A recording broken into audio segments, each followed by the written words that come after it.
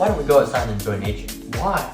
Because it's fun outside. There's so much more to do that's not on your phone. Imagine a teenager spent 6 hours a day drinking alcohol.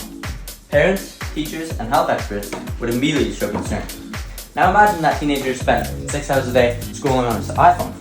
Society barely raises an eyebrow. We've become too accustomed to scrolling on our phones. It's become part of our everyday life. Constantly warned about dangerous addictions like alcohol, drugs, gambling.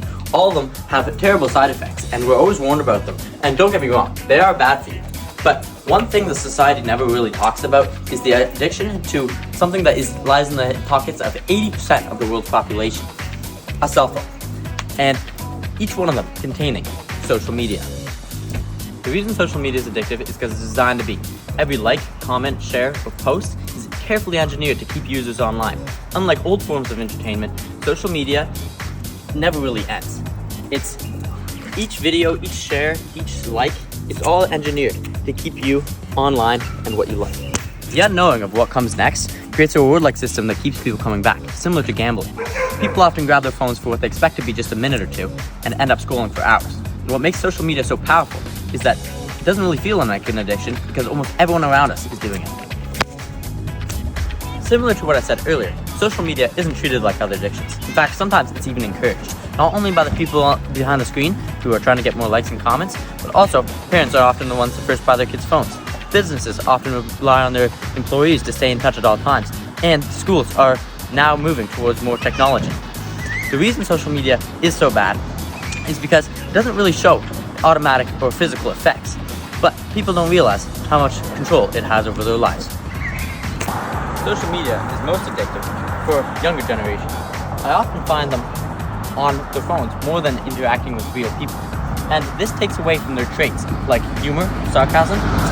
It's not able to be portrayed over text messages.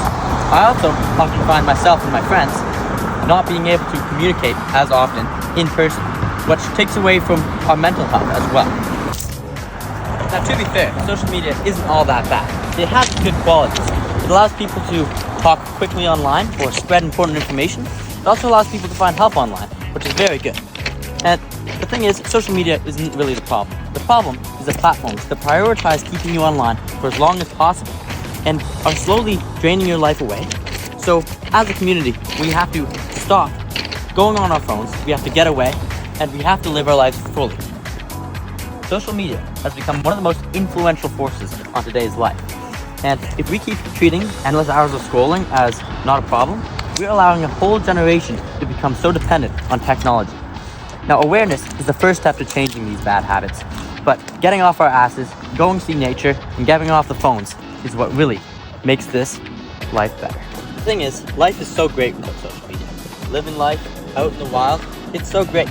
But the thing is, every person I know has it, and if I weren't to have it, I would not be able to communicate with them. And it's built a system where we all have to have it, and they know what they're doing, but as a community, we all have to get out of it, and we all have to get out into the world.